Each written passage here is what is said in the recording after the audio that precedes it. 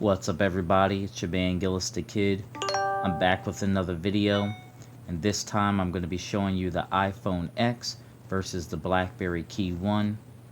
Now, when I say versus, I don't mean I'm going to show you that one is better than the other. I just wanted to show you the comparison between the two phones, between iOS and Android. Now, with the iPhone X, it has a 5.8-inch display. On the back, it's got the dual cameras. Both have optical image stabilization. They shoot in 4K video at 60 frames per second. It's made out of stainless steel. It's got a little bit of weight to it when you pick it up.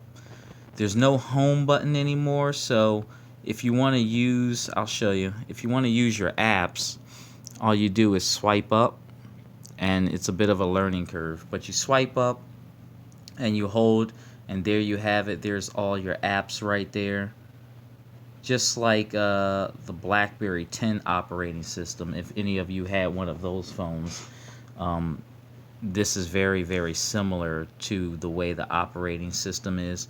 But Apple made it very, very clean and fast, and there's no hiccups or anything. You know, you open it, you close it, it's fast, silky smooth, just like iOS is supposed to be. And if you want to see your controls, you just swipe down from the right, and then if you want to see your notifications, you just swipe down from the left like that. But this looks like the route Apple is going. They've removed the home button, and this phone is $1,000 too, just to let you know. I don't think any phone is worth $1,000 really, but it's water resistant. They give you wireless charging now with the glass back. In the box, you get the same crappy lightning cable. This phone features fast charging. I don't know why they wouldn't just give you the nice fast charger that came with it. As a matter of fact, they should have gave you the wireless earbuds too for $1,000. I mean, it's their luxury phone, you know. They should have hooked you up. But this is the BlackBerry KEYone. A lot of people don't realize that BlackBerry even exists anymore. But of course, AT&T got this exclusive. You can pick it up for about $500. It has the same camera as the Google Pixel did, like the same sensor. It runs stock Android, just like the Essential phone. And what was that other phone that had stock Android? Oh, the OnePlus. So if you have a OnePlus or the Essential phone, then the software is going to be very, very similar. It even has the layout of the old BlackBerry 10 when you open up your apps, which I think is really cool. And BlackBerry's always been known for their security features. They have an app right here called Detect. It'll let you know if you have any viruses or anything like that. Just a little added bonus. This phone is, stock Android, like I said, with a little bit of BlackBerry flavor. It has a physical keyboard, which it's like a trackpad, so you can move and scroll without even touching the screen. But they're two very different phones. Some people like Apple, some people like Android. But the reason I made this video is because, a lot of people don't know about the two operating systems, and I just wanted to show you how each of them work. Now, Apple doesn't have expandable storage, so if you get an iPhone, you're going to have to pick right then and there how much storage you get. The iPhone 10 or the iPhone X, if you want to call it, it comes in 64 gigs and 256. The BlackBerry KEYone has two different ones. There's a silver BlackBerry KEYone, which has 32 gigs of storage and 3 gigs of RAM. And then there's like a black edition, which is this one, which has 64 gigs of storage and 4 gigs of RAM. So really, really sweet thing to have is expandable storage.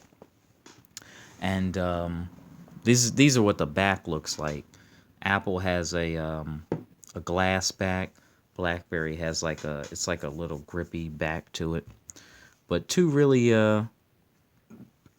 good phones. If you're thinking about getting Android or Apple, like I said, the X is really expensive for $1,000. Apple could have at least gave you the wireless headphones or the fast charger. But that's all I've got really.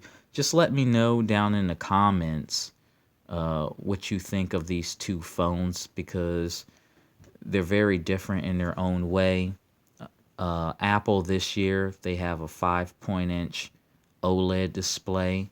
They've stayed with the same lightning cable. It has water resistance, wireless charging, fast charging, and like I said, it has dual cameras in the back.